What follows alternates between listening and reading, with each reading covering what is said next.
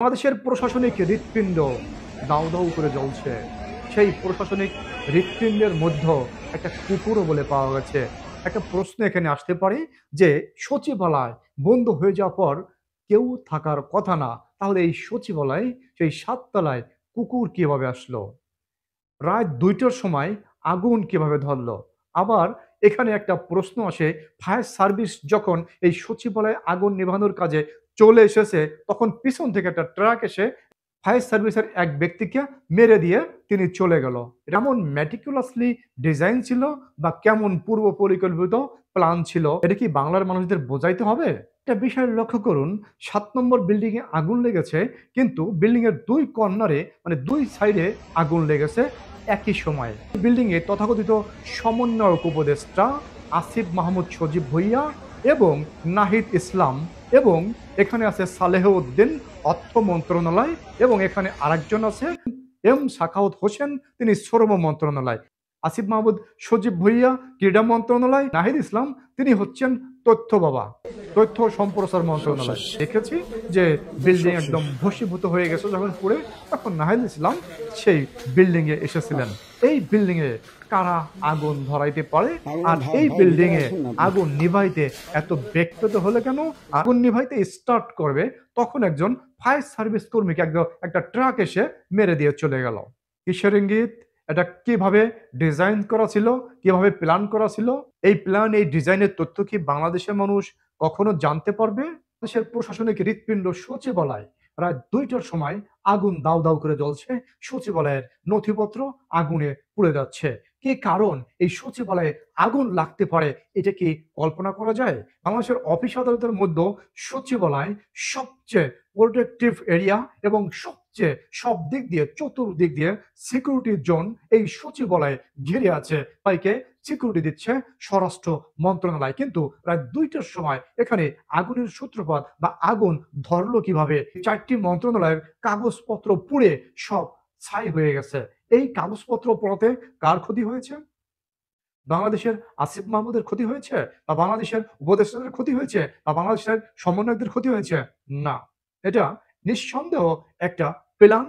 তারা যে meticulously plan করে বা মেটিকুলাসলি ডিজাইন করে, তারা যে পূর্বে প্ল্যান করে করে এই বাংলাদেশের ক্ষমতায় এসেছে, সেই প্ল্যানের সামান্য কিঞ্চিত আমি এই ভিডিওর মাধ্যমে দেখানোর চেষ্টা করব। আর সে তথাকথিত সমন্বয়ক যারা কিছু একটা হলেই সচিবালয় ঘেরাও কর্মসূচি দিতেন এবং সচিবালয়ের সচিবদের দেখে নেওয়ার হুমকি দিতেন।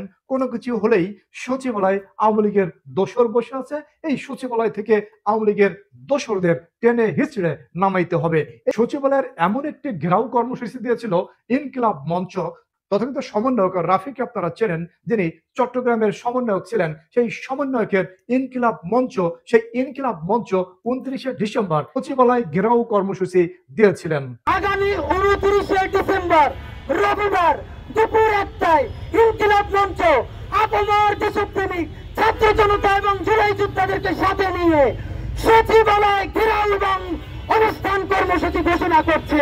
তারা বলেছিল সচিবালয় ঘেরাও করবে এবং সেখানে অবস্থান কর্মসূচি পালন করবে। তথাকথিত দেশদ্রোহী ছাত্র সংগঠন এবং ছাত্র সংগঠনের বন্ধু বান্ধবদের আড্ডাখানা হয়ে গেছিল এই সচিবালয়, এই আসিফ মাহমুদ সজীব ভুঁইয়ার অফিস এবং নাহিদ ইসলামের অফিস। সেই তথাকথিত সমন্বয়ক এবং সমন্বয়কদের বন্ধুদের আড্ডাখানা হয়ে গেছিল এবং তারা সেখানে ডিজাইন করেছিল, প্ল্যান করত, মাঝে মাঝে গিয়ে মিটিং করতো কিভাবে কি করা যায়, কাকে বদলি করা যায়, কাকে বদলি করা যায়, কাকে অপসারণ করা যায়, কাকে বরখাস্ত করা যায়।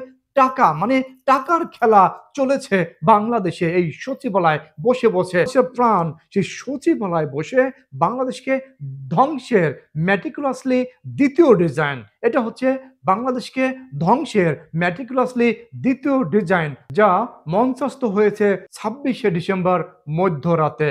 বাংলার মানুষের কাছে স্পষ্ট হয়ে গেছে, মানুষ দেখতে পাচ্ছে বাংলার মানুষের হৃদয়ের রক্তক্ষরণ হয়েছে। কিন্তু এই সমন্বয়কদের আন্ডা বাচ্চা অর্থাৎ তথাকথিত ছাত্র সংগঠন তারা বলে যাচ্ছে কি যে এটা আওয়ামী লীগের দোসররা করেছে। হাজার কোটি টাকা লুটপাটের প্রমাণ নষ্ট করতে আগুন দেওয়া হয়েছে। উপদেষ্টা আসিফ মাহমুদ তিনি একথা বলেছেন। জনগণ জানতে চায় আসিফ মাহমুদের কাছে হাজার কোটি টাকা লুটপাট করেছে কারা? বর্তমান উপদেষ্টারা বা বর্তমান সমন্বয়করা, না বিগত সরকার? আর বিগত সরকার যদি হাজার কোটি টাকা লুটপাট করে থাকে, তাহলে এতদিন কেন সে কথা ফ্লাশ করেননি? নথিপত্র সবকিছু পুড়ে যাওয়ার পরে এখন কেন সেই বিগত সরকারের দুর্নীতির কথা মনে পড়লো? ডাল में कुछ काला है भाई। कोठा ना मेधा, मेधा मेधा, कोठा ना मेधा, মেধা মেধা। সমন্বয়ক কোঠা আসিফ মাহমুদ, সজীব ভুইয়া, নাহিদ ইসলাম। সমন্বয়ক কোঠা। সমন্বয়কের মধ্যে যারা সরকারি জায়গা পাননি, তারা বদলি বাণিজ্য করে, চাকরি বাণিজ্য করে, টেন্ডারবাজি করে, চাঁদাবাজি করে, জোর করে চাকরিচ্যুত করে কোটি কোটি টাকার মালিক বনে গেছেন। এরা সবাই এখন দেশপ্রেমী সেজেছে। দেশপ্রেমী। এরা সবাই দেশপ্রেমী, আর বাদ বাকি সবাই দেশদ্রোহী। যারা তাদের পক্ষে কথা বলবে তারা তাদের ভালো বন্ধু, এবং যারা তাদের বিরুদ্ধে কথা বলবে তারা দেশদ্রোহী। মানে তারা কিচ্ছুই বোঝে না, তারা দেশের সন্ত্রাস বা তারা দেশের ভালো চায় না, তারা ইন্ডিয়ার দালাল, আওয়ামী লীগের দোসর। দেশ ধ্বংসকারী চক্রদের বাংলাদেশের জনগণ চিনতে পেরেছে। বাংলাদেশের মিনিমাম 95% জনগণ এই দেশদ্রোহীদের আসল চেহারা টের পেয়েছে। এখন তাদের পালানোর সময় চলে এসেছে।